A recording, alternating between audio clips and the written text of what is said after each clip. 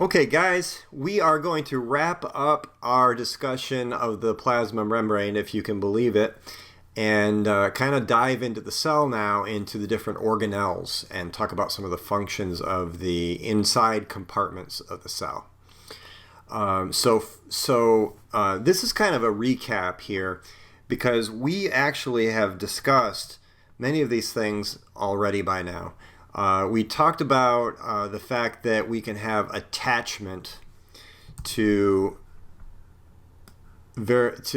one cell to another cell, this cell adhesion idea. We talked about cell-to-cell junctions, right? So cell adhesion is talking about cell-to-cell junctions. Tight junctions, we have our desmosomes, we have our gap junctions, right? So we've talked a little bit already about cell adhesion. We have given a lot of thought to transport, right? We talk about channel proteins, gated channels that aren't always open, but we also talked about pumps, right? We talked about the fact that some of these proteins have to push from low to high, and some of them are just open for the movement of items from high to low. So we talked about passive transport, we talked about active transport. We've discussed how it is that proteins can be enzymes, and it's absolutely true that enzymes in the membrane can do that as well. And we only briefly touched upon the fact that the various proteins that are part of the membrane can also act as a recognition molecule, so that our immune system can recognize our own cells. Now, one thing I want to just kind of focus on for a second here is receptors on a cell. We've discussed how it is that something like insulin could be attaching to a receptor on a cell, and this would cause the cell to respond in certain ways, right? We learned that as a result of high blood sugar, insulin will go out there, and insulin would then maybe bind, like you see here on the left side of the screen, and cause certain changes to occur after it binds to its receptor, okay? So what is actually happening there? I don't want to get too detailed with this, but I want to give you a general idea of what happens when a ligand, fancy word for insulin in this case, some kind of molecule that's out there, right, binds to a receptor, okay? What is the cell doing? What is a general way of thinking about how the cell responds? And one of the ways we can think about how a cell responds to a signal like that, the signal being maybe insulin, would be signal transduction. It's a general way of thinking about how a cell responds to that signal. Now, it could be that a cell is responding to testosterone, or it could be that a cell is responding to estrogen, or cortisol, or take any hormone you want to think about. There is a signal transduction that occurs. So, what is signal transduction? What is the cell actually doing in response to that signal? Okay?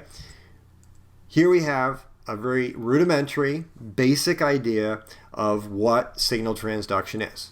We have a ligand, fancy word for a signal. Okay?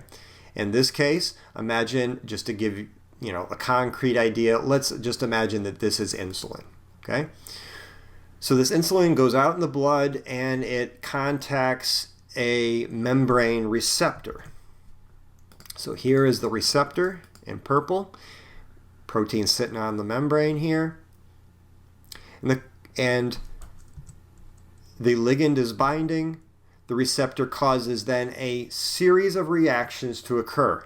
That series of reactions that will occur as a result of a signal like insulin here, binding, is called signal transduction, okay? So whatever a cell does in response to a signal, binding its receptor, is signal transduction. Now, what are those reactions? What are they doing, right? That set of reactions, that transduction, or that passing on of the signal within the cell, could be really complex. It could be really simple. Okay. Invariably, the signals that occur within the cell will involve something called a second messenger. Okay? So you want to think of the first message was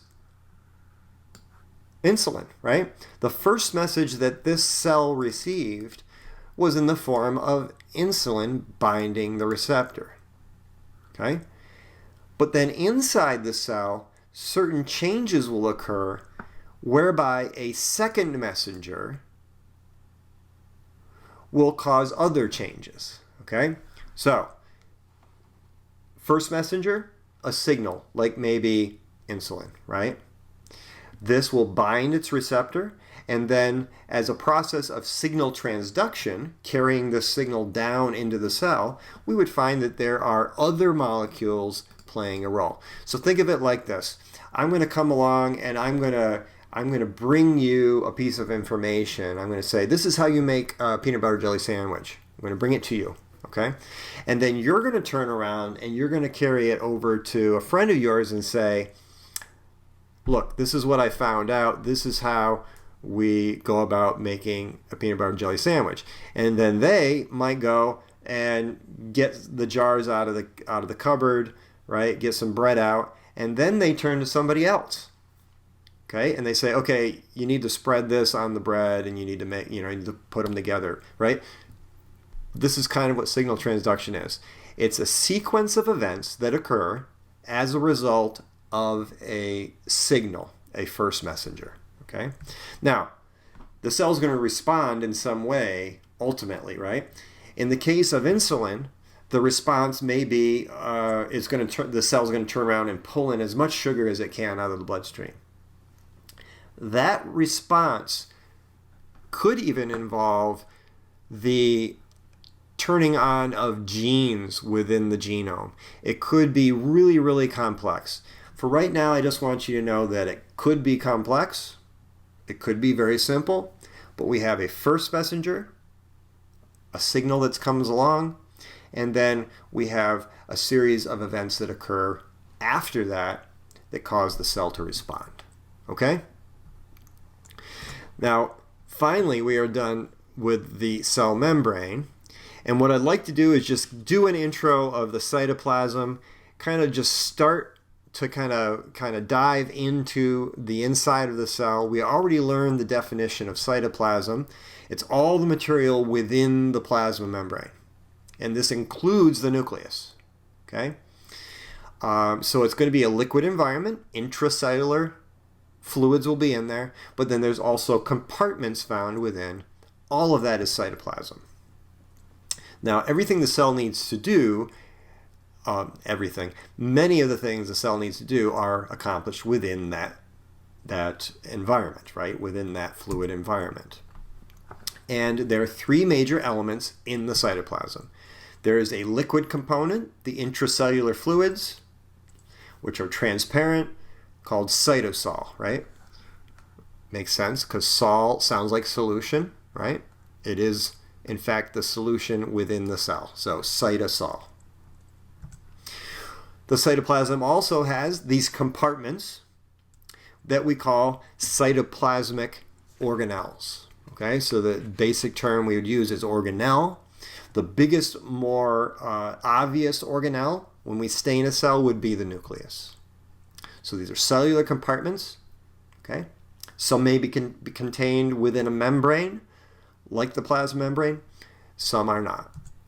Those that are not would include something that we call inclusions. Okay, so not every compartment, should I say, not every object found within the cell is actually a membranous compartment. Okay, there are inclusions within the cell, and these substances would depend on the type of cell that we're talking about. Okay. So suffice it to say that there are lots of organelles. These organelles have lots of different functions. Again, you want to think about these organelles within the cell all having different functions, almost like within the entire organism, we have organs that perform certain functions. Okay? Most of them have membranes, but what I intend to do with you guys for the remainder of Module 1, right, we're almost to the end of Module 1, is we're going to dive into what are these different compartments and what do they do, okay? What are their functions for the cell, okay? We'll leave it at that. We'll leave this as a short clip for a change.